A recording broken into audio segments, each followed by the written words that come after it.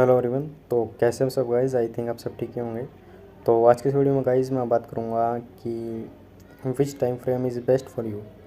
यानी कि जब भी आप कोई ट्रेड लेते हैं या आप स्टॉक मार्केट में इन्वेस्टमेंट करते हैं या स्विंग ट्रेडिंग करते हैं या इंट्राडे करते हैं या ऑप्शन ट्रेडिंग करते हैं, कोई सी भी ट्रेड लेते हैं और आप उस ट्रेड को चार्ट को देख के यानी कि टेक्निकल एनालिसिस करके जब कभी भी ट्रेड लेते हैं तो आपको कौन सा टाइम फ्रेम यूज़ करना चाहिए या आपके लिए कौन सा टाइम फ्रेम अच्छा है।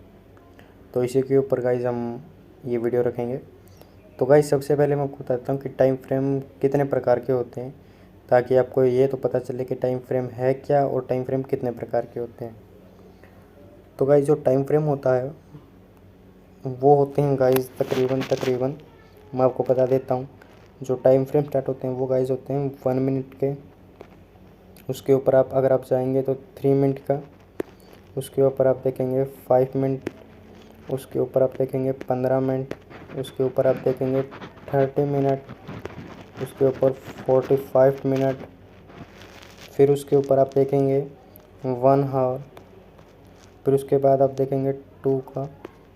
फिर 3 आवर एंड 4 आवर। उसके ऊपर आप जाएंगे, फिर आपका आएगा 1 डे का। फिर आएगा 1 वीक का। फिर आएगा 1 मंथ का। उसके बाद आप एक और टाइम फ्रेम देखेंगे तो 10 रेंज। आपको शायद ये पता ना होगा। 10 रेंज, 100 रेंज, उसके बाद 1000 की रेंज, RANG रेंज। तो ये इतने प्रकार के गाइस टाइम फ्रेम होते हैं जो मैंने आपको बता दिया स्क्रीन पर। और टाइम फ्रेम अब होता क्या है, तो टाइम फ्रेम ये होता है गाइस कि किसी भी स्टॉक या किसी भी इंडेक्स या किसी भी एक, हम स्टॉक का एग्जांपल लेते हैं, रिलायंस का एग्जांपल ले लेते हैं कि रिलायंस का टाइम फ्रेम, ये जो आप जितने भी टाइम फ्रेम मैंने लगा दिए हैं बताए हैं, इन सब के ऊपर हम रिलायंस को देख सकते हैं और देखने के बाद ये प्रिडिक्ट कर सकते हैं कि अब इसमें नेक्स्ट मूव क्या हो सकता है। 1 मिनट के ऊपर अगर हम देखेंगे तो 1 मिनट का जो चार्ट होगा इस वो हमें कुछ और बताएगा। 3 मिनट का देखेंगे वो हमें कुछ और बताएगा। हम 15 मिनट का देखेंगे वो हमें कुछ और बताएगा। और हम 4 आवर्स का देखेंगे तो वो हमें कुछ और बताएगा। तो इसी प्रकार गाइज अलग अलग टाइम फ्रेम हमें अलग अलग बातें बताता है। लेकिन अब इसका यूज़ कैसे कर सकते हैं हम 1 मिनट, जैसे कि मान लीजिए मैंने अपना प्रिडिक्शन करा कि जो हमारा रिलायंस इंडस्ट्री का जो स्टॉक है 1 डे के चार्ट के ऊपर कल वो बहुत बुलिश रह सकता है, क्योंकि वो बहुत एज ए मेजर रेजिस्टेंस के पास था। रेजिस्टेंस के ऊपर उसने क्लोजिंग दे दी, तो अब हमारी एंट्री कल उसमें हमने लेनी है। तो 1 डे के तो ऊपर मैंने ये 1 डे टाइम फ्रेम के ऊपर हमने अपना होमवर्क कर लिया। तो नेक्स्ट डे मार्केट ओपन हुई 9:15 पे। 9:15 से 9:20 हुए, 25 हुए। अब हम 1 डे टाइम फ्रेम नहीं लगाएंगे, क्योंकि अब हमें एंट्री लेनी है गाइस। 1 डे टाइम फ्रेम पे तो हमने क्या करा था, 1 डे टाइम फ्रेम पे तो हमने उसको होमवर्क किया था, हमने देखा था कि कल उसमें ये कुछ हो सकता है। लेकिन अगर हम, जैसे कि आज है 1 तारीख को हमने प्रेडिक्ट कर लिया कि 2 तारीख को इसमें ये मूवमेंट आने वाली है, तो हम 2 तारीख को एंट्री लेंगे। तो 1 डे टाइम फ्रेम लगाएंगे तो वो पूरा दिन ही चला जाएगा, हमारी एंट्री नहीं होगी। तो इसीलिए हमें गाइस 5 या 15 मिनट का टाइम फ्रेम लगाना पड़ेगा, या आप जो भी टाइम फ्रेम, यानी कि 1 डे से छोटा छोटा होना चाहिए। 1 डे से छोटा कौन सा, 4 आवर्स का, 3, 2, 4, ऐसे बहुत सारे छोटे छोटे हैं। तो आप इनको लगा के हम उसमें एंटर हो सकते हैं। एंटर होने के लिए अलग टाइम फ्रेम होता है और होमवर्क करने के लिए अलग टाइम वर्क होता है। होमवर्क का मतलब क्या होगा यहाँ पर, कि ये एनालिसिस करना कि कल इसमें क्या कुछ हो सकता है। यानी कि होमवर्क के लिए अलग टाइम फ्रेम और हमें एंट्री लेने के लिए अलग टाइम फ्रेम और एग्ज़िट करने के लिए भी एक अलग टाइम फ्रेम हो सकता है। वो कैसे हो सकता है गाइज, जैसे कि मान लीजिए मैंने 1 मिनट के टाइम फ्रेम पे किसी भी स्टॉक के अंदर एंट्री ले ली, यानी एक स्पॉट के पास था, वो मैंने 1 मिनट के टाइम फ्रेम पे वहाँ पे एंट्री ले ली। वहाँ पे मुझे एक मॉर्निंग स्टार दिख गया, 1 मिनट के टाइम फ्रेम के अंदर बन गया मॉर्निंग स्टार, मैंने वहाँ पर एंट्री ले ली। स्टॉक ऊपर गया ऊपर गया ऊपर गया, अब रेजिस्टेंस के पास आ चुका है। 1 मिनट का टाइम फ्रेम रेजिस्टेंस के पास ये बता रहा है कि अभी ये एक हैमर कैंडल बन चुकी है 1 मिनट के टाइम फ्रेम के ऊपर। ठीक है गाइज, रेजिस्टेंस के पास मैं आपको थोड़ा ड्रॉ करके बताता हूँ ताकि आपके अच्छी तरह ही समझ में आ जाए, यानी जो हमारे ऑडियंस हैं उनको किसी प्रकार की प्रॉब्लम ना हो। तो देखो गाइस, ये तो था हमारी रेजिस्टेंस और ये है हमारा सपोर्ट। यहाँ पर हमें क्या बना, एक बन गया मॉर्निंग स्टार। यहाँ से हमने एंट्री ली ऊपर की, ठीक है जी, प्रॉफिटेबल, यहाँ तक प्रॉफिट हमने कैप्चर कर लिया है अभी तक। अब 1 मिनट के टाइम फ्रेम पे हमें यहाँ पे क्या दिखाई दिया, 1 मिनट के टाइम फ्रेम पे हमें यहाँ पे क्या दिखाई दिया, यहाँ पे लगा लीजिए, यहाँ पर 1 मिनट के टाइम फ्रेम पे हमें एक हैमर दिखाई दे गया, हैमर दिखाई दिया। और ये है 1 मिनट टाइम फ्रेम इसी चार्ट का, रिलायंस इंडस्ट्री का लगा लीजिए। और वहीं हमने अगर 15 मिनट का टाइम फ्रेम जब खोल रखा है तो हमें यहाँ पर एक शूटिंग स्टार दिखाई दिया।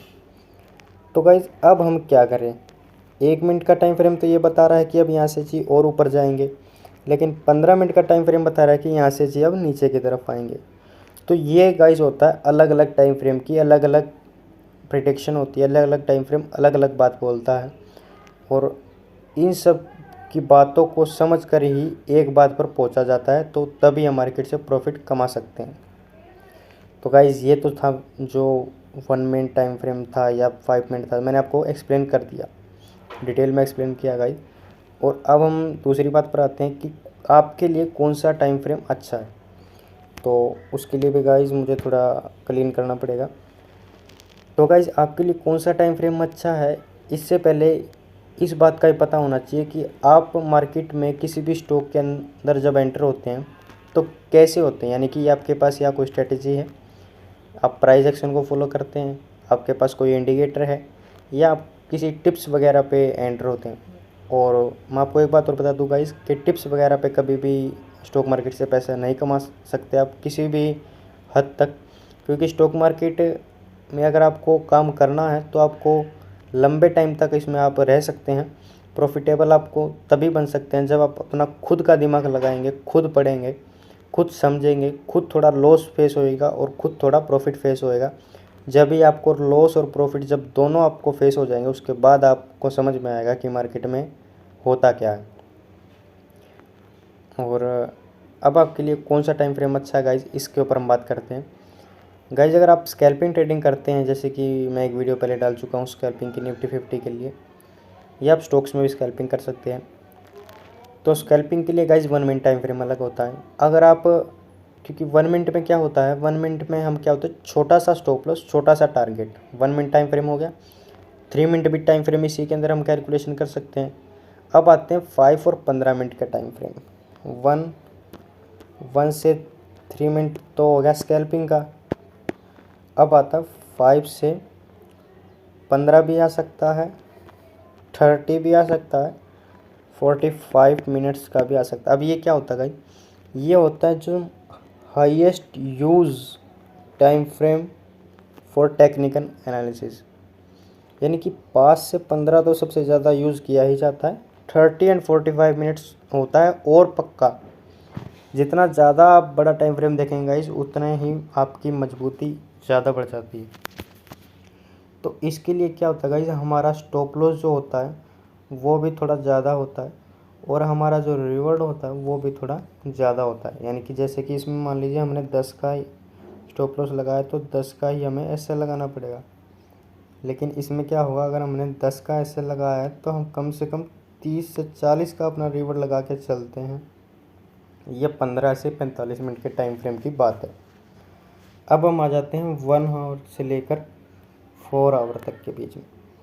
अब इसमें क्या होता है गाइज, इसमें ये होता है जी कि आपको स्विंग ट्रेडिंग तो शायद आपने सुनी ही होगी, मैंने वीडियो डाल रखी है चैनल पर, जाकर ज़रूर उसको चेकआउट कर लें। नहीं पता तो स्विंग ट्रेडिंग के बारे में आपको ज्ञान हो जाएगा।